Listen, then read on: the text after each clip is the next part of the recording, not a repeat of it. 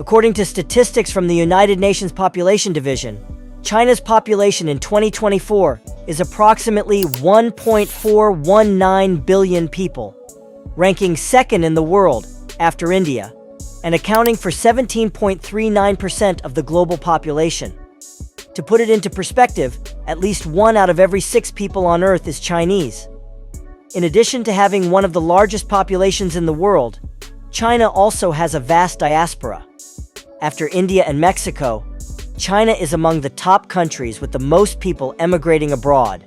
In fact, more than 50 million Chinese live outside their home country. If they were to form their own nation, it would have a larger population than South Korea, Spain, Canada, or Australia. More than half of this diaspora, around 27 million ethnic Chinese, have chosen Southeast Asia as their new home. So why do so many overseas Chinese settle in this region? And how has their presence influenced the economy and culture of Southeast Asia? In today's video, we'll explore these questions together.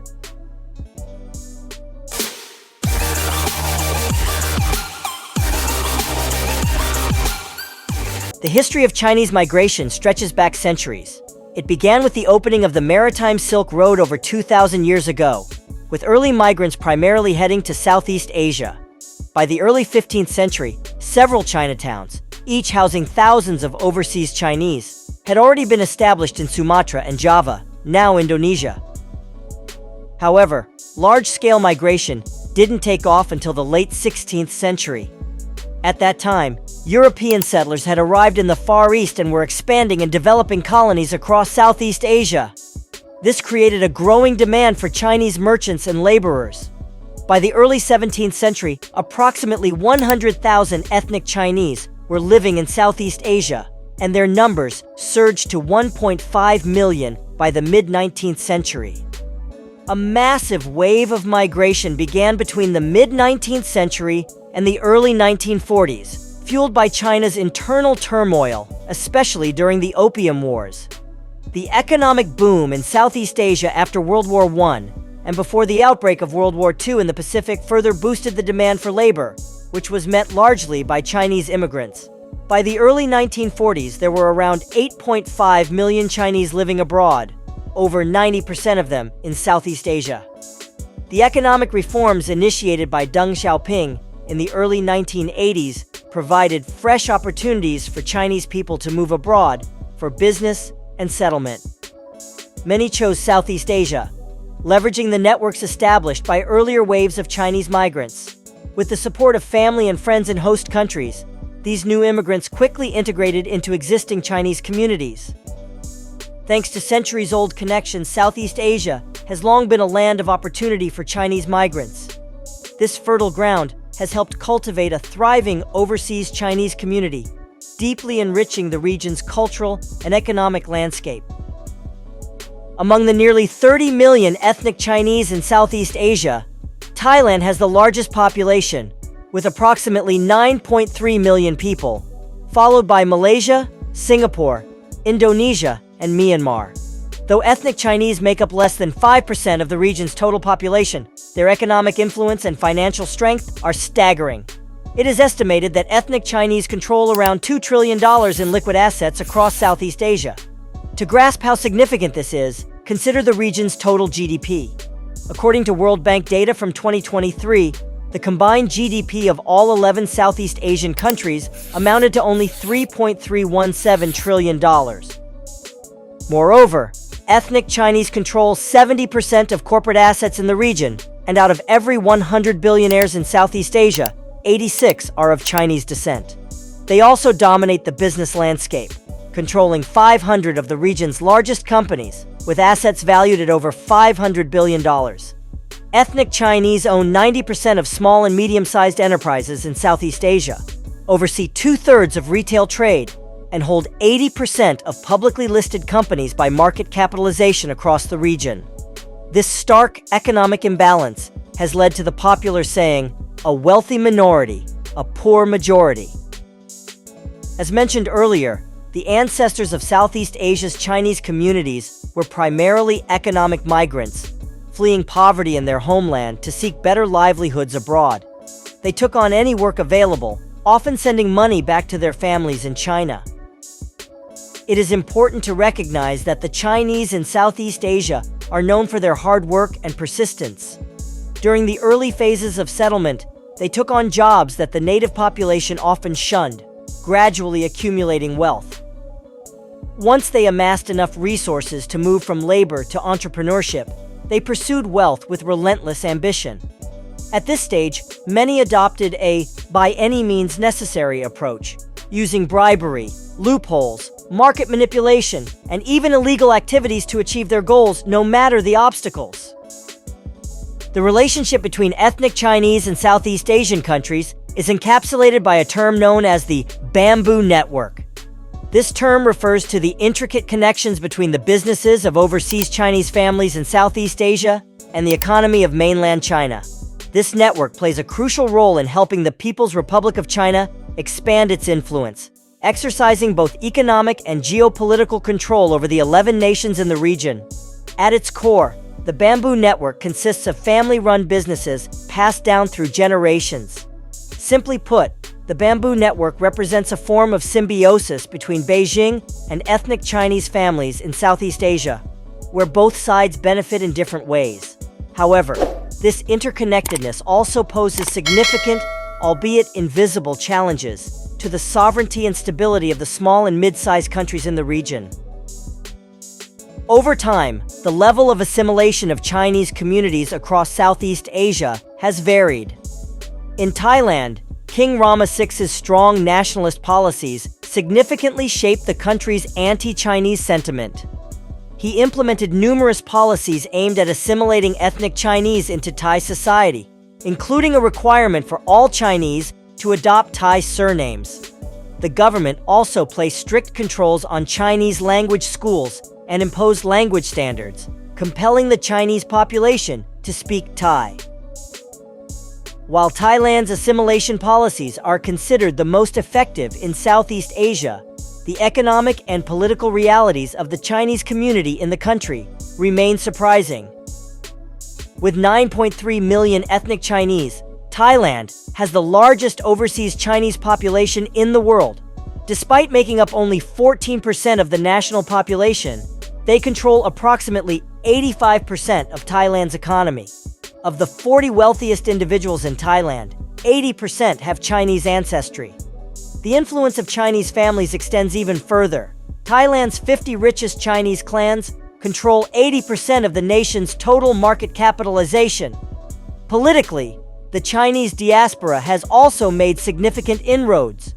Out of 31 individuals who have served as prime minister, 24 were of Chinese descent, including the current prime minister, Paetongtarn Shinawatra. Malaysia is home to the world's second-largest overseas Chinese community, with around 6.8 million ethnic Chinese, accounting for 23% of the country's population. Unlike Thailand, the Malaysian government has struggled to implement effective policies to assimilate Chinese Malaysians into broader society. As a result, most ethnic Chinese in Malaysia have maintained their distinct cultural identity, deeply rooted in Taoism and Confucianism, while continuing to use Chinese languages in daily communication and establishing separate schools for their children. The degree of economic dominance by ethnic Chinese in Malaysia has caused far more discontent among the indigenous population than in Thailand. Estimates suggest that although Chinese Malaysians represent only 23% of the population, they control as much as 70% of the national economy. They own 70% of the country's business conglomerates, 72% of commercial and industrial real estate, and 69% of all hotels in Malaysia. This disparity has fostered widespread frustration among the native population, adding to the complex ethnic and economic tensions in Malaysian society. The Indonesian people are often regarded as having the most hostile and extreme attitudes toward the ethnic Chinese residing within their borders. Throughout history, Indonesian nationalists have launched large-scale riots targeting the Chinese community. At one point, the government under General Suharto even considered expelling the entire ethnic Chinese population from the country. Indonesia also pursued aggressive assimilation policies by banning the use of Chinese languages, restricting religious practices and prohibiting traditional Chinese festivals. The government actively fueled anti-Chinese sentiment through discriminatory policies and propaganda. The hostility reached its peak in March 1998, when mass protests erupted, targeting Chinese-owned businesses. Properties were burned and looted, prompting tens of thousands of ethnic Chinese to flee the country. The exodus of wealthy Chinese families following these discriminatory policies plunged Indonesia's economy into crisis. Between 1997 and 1999, an estimated $20 billion in capital left Indonesia for foreign markets, including Singapore, Hong Kong, and the US. To put this in perspective, Indonesia's total GDP in 1998 was only $115 billion. This massive capital flight underscored the severe economic consequences of alienating a community that played a crucial role in the country's economic stability.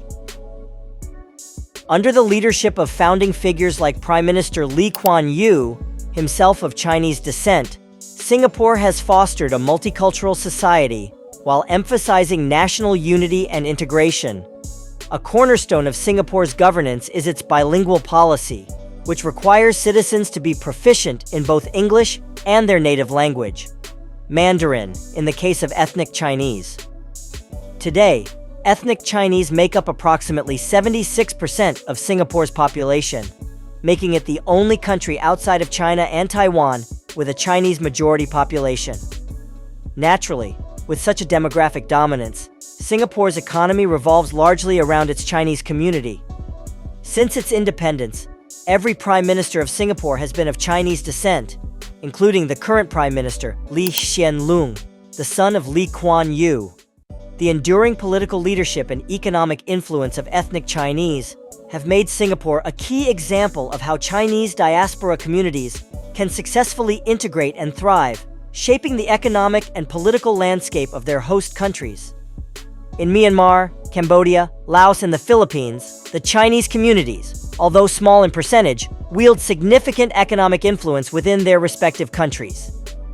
In Myanmar, there are approximately 1.7 million ethnic Chinese, making up about 2 to 3% of the population. This community plays a dominant role in trade and commerce, particularly in major cities like Yangon and Mandalay. In Cambodia, ethnic Chinese constitute around 4 to 5% of the population, or about 700,000 individuals, and they control critical industries such as real estate and construction, with numerous wealthy families overseeing major corporations. Laos has a smaller ethnic Chinese population, estimated at 2 to 3%, approximately 185,000 people. But they make substantial contributions to the retail and trade sectors, maintaining close ties to the Chinese economy. In the Philippines, around 1.5 million ethnic Chinese, about 1.5% of the population, manage some of the largest corporations in the retail, banking, and telecommunications sectors. Prominent families such as the Sai, Tan, and Gokongwei clans play vital roles in the national economy, further emphasizing the economic impact of the Chinese diaspora in the region. In the history of Chinese migration, Vietnam is among the earliest regions to have received ethnic Chinese settlers, establishing close cultural and historical ties. However, when compared to other economies in the region, Vietnam's economy is notably less influenced and controlled by the ethnic Chinese community. This is largely due to Vietnam's economic development in recent decades, which has primarily been driven by state-owned enterprises and foreign investment, particularly from Japan, South Korea, and Western nations.